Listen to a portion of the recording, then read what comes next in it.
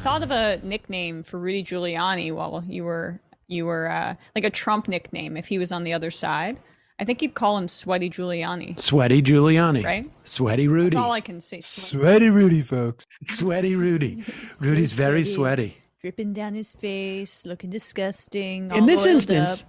he's offering him a preemptive pardon, perhaps, at least contemplating it, and for his kids. No word about Tiffany or Barron. I think it's just the ones that have been in close proximity to him, which is not to say that Tiffany or Barron have not been in close proximity, although I think there's reason to believe that they have not been in close proximity. Certainly less frequently. Yeah, without doubt. And Rudy Giuliani obviously is being investigated by New York state officials and perhaps the Southern District of New York.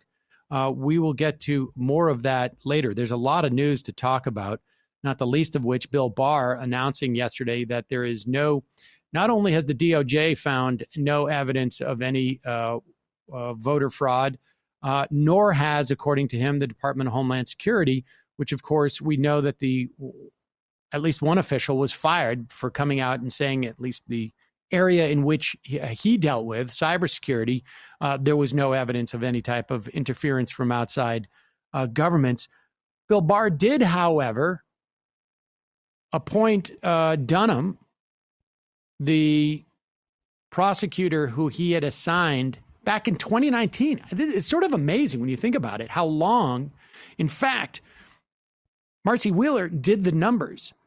The investigation into the investigators, as they would call it back in the day, has actually required more personnel days, has been longer than the actual investigation into Donald Trump. What did she say? 70% longer? So yeah, almost like 2/3 longer, 66%, something to that effect. And it's ongoing. And Bill Barr has officially made Dunham a special prosecutor. People are sort of baffled by this. It's unclear exactly why, but it's presumably to give him more independence and make it harder for whoever Joe Biden's attorney general is to end the investigation. Now, remember, there was a lot of pressure on Dunham, apparently, to come up with a result before the election. Donald Trump was very upset about that. He's still talking about how he's upset about there was no interim report released. We should also remind you that Dunham's longtime lieutenant, when he is the U.S. attorney in Connecticut, his longtime lieutenant, a woman who had worked with him, I think, for over a decade, resigned sometime in the fall, if I recall correctly, because she felt there was so much pressure. Right. And these are all of those conspiracy theories about the FBI agents texting about Flynn and all of that. And the reason that Barr is doing this, even as he goes against Trump's wishes on the election, is that he's affording the privileges to Durham or Dunham.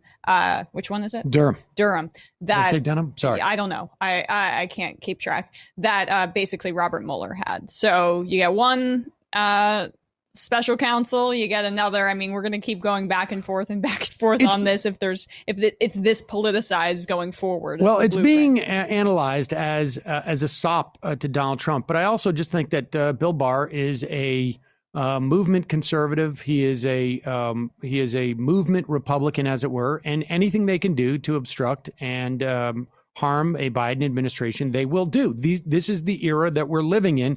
Frankly, I would argue that in terms of what Republicans have been doing, this is an era we've been in for at least 20 years. Yep. Probably closer to 25. It is only Donald Trump that I think has made it quite clear to the conventional wisdom, as it were. It does feel like the Democratic leadership still has not picked up on this, but we will see. You know, I keep hoping that the platitudes of like, we can get along, we're going to unify the country, are simply platitudes.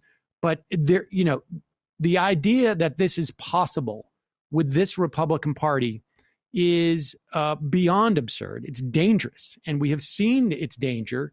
We saw it, in things like Barack Obama attempting to do a grand bargain and cut Social Security.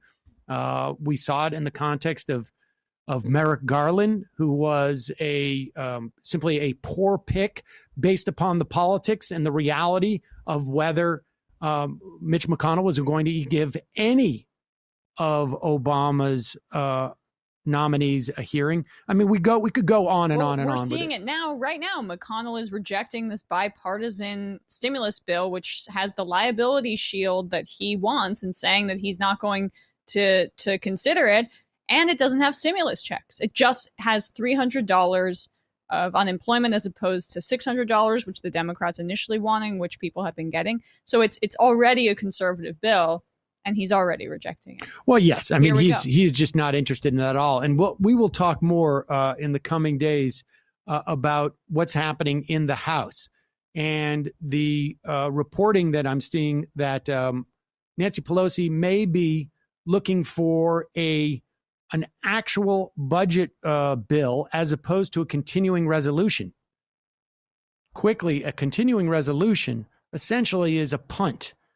It says we will keep all the funding at this level and we will deal with it in 2 or 3 months, but we've got a deadline coming up, and that is December 11th, where the government will shut down unless there's a continuing resolution or a new budget bill.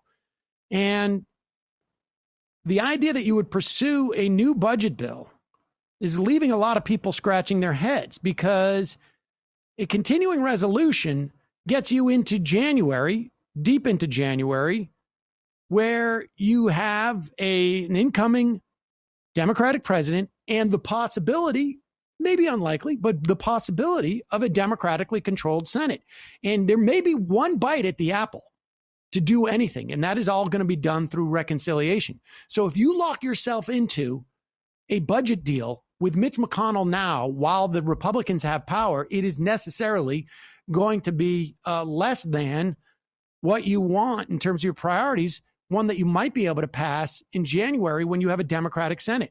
If you don't get that Democratic Senate, you still have a Democratic president, and you're simply in the same position you are now, except either way, the Republicans are going to have a little bit less of a margin in the Senate. So it is bewildering, and it is consistent with what we've seen with House leadership, which is we're not going to do anything proactive. We're not going to legislate. We're not going to attempt to exercise any leverage when we can get it.